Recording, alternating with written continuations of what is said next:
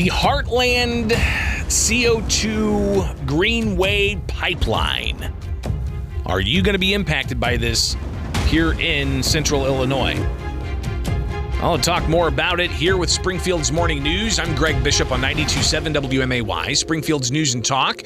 Let's connect now with my guest, Kathleen Campbell. She is with Citizens Against the Heartland Greenway Pipeline, and she joins us to give us the latest. Good morning, Kathleen. Thanks for taking time with us again. How you doing?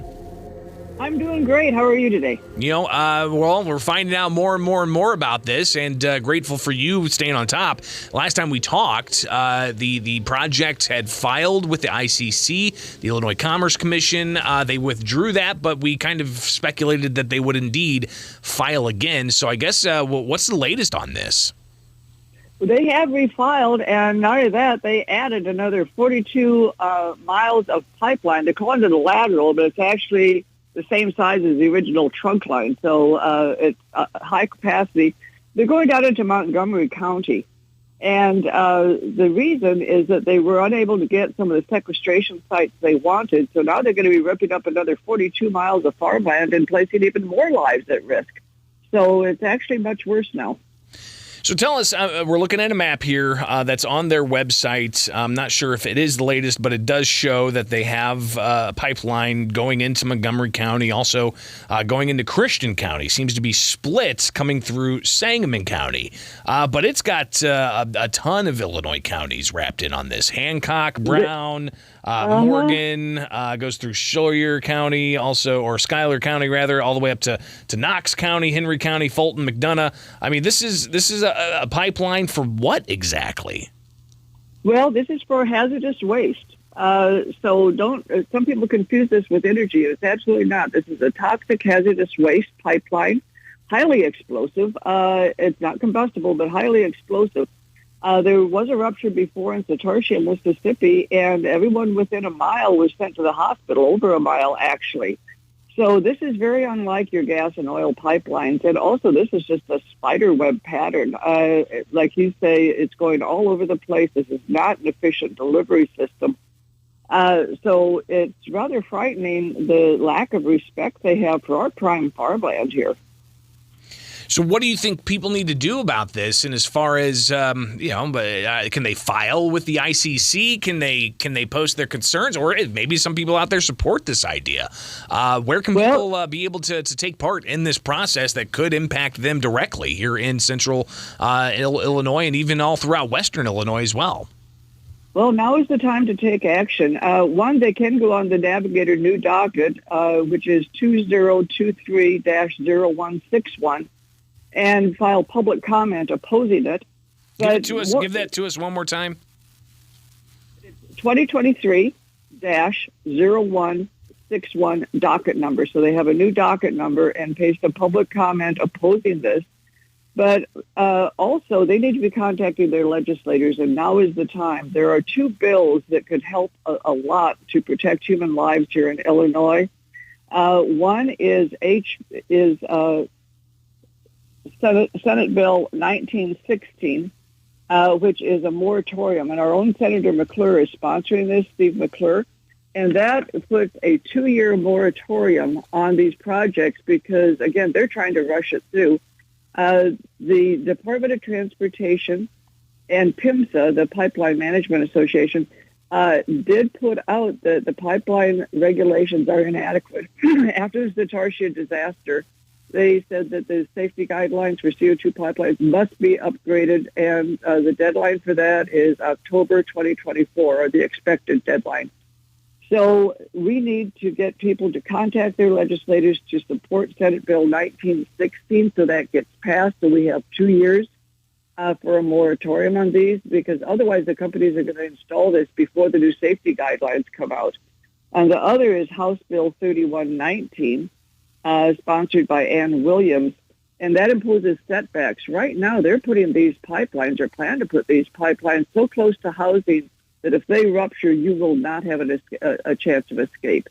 You will be in the CDC level of immediately dangerous to life and health.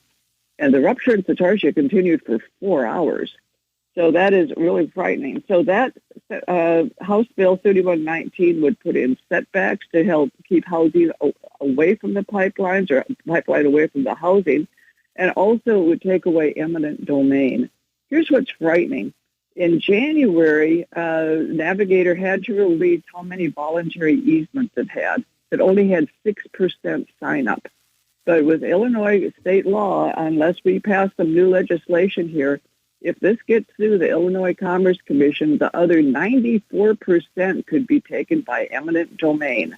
Now, they may be signing up more people now, but there's automatic eminent domain. Now, no public utility gets that. This is a private company for public good with a hazardous waste substance. How could they possibly be entitled to eminent domain? This is not schools, roads, or other things that the public needs. This is hazardous waste. We're talking with Kathleen Campbell. She is with Citizens Against the Heartland Greenway Pipeline, and you've given us a lot of information here, and I've been presenting some of it as you've talked about it. Of course, the docket number with the ICC, 161, so 23-0161. You could search that and find out more information from the ICC's website, but also you've got legislation, the Senate legislation has actually been put into the Energy and Public Utilities Committee. So that is Senate Bill 1916. So we'll be watching that at the Illinois State House. That's from State Senator Steve McClure. And then you have the House bill that you told us about here, 3119 from State Representative Ann Williams. Kathleen, this is seemingly a bipartisan pushback against this. What do you think that indicates for the future of the Heartland project that, again, is not just coming through central Illinois, it's going through the western part of the state. Hancock County, Schuyler County, Brown County, Scott County's getting some, Morgan County's getting some, Knox, Henry, Fulton, McDonough. I mean, this is, as you said, like a spider web. So what do you think the bipartisan pushback on this indicates for the future of this planned project? Well, they've got billions of dollars on their side, and we don't. So we're fighting this through GoFundMe and contributions and volunteers. But this is so egregiously wrong that I think it is attracting attention on both sides. I know that this is not a partisan issue. This is a matter of protecting human lives, no matter what party you are, and protecting our precious farmland here. So we've got all sorts of people in our group. We don't even ask political, religious affiliation. It doesn't matter. This is about what is good for Illinois, and this is 5 states' worth of this hazardous waste that they want to sequester into Illinois.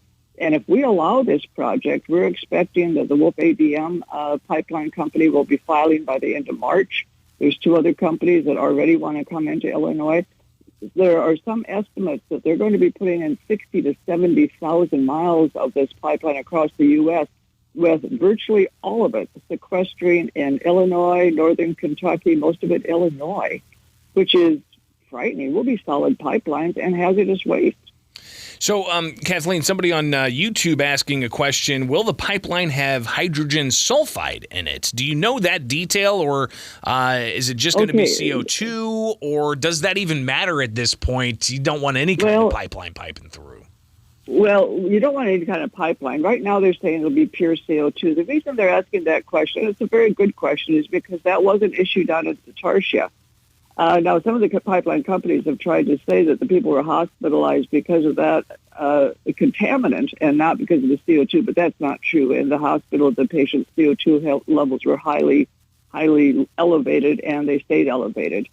But there can be contaminants. Can't rule that out. But the main concern is the CO2 itself.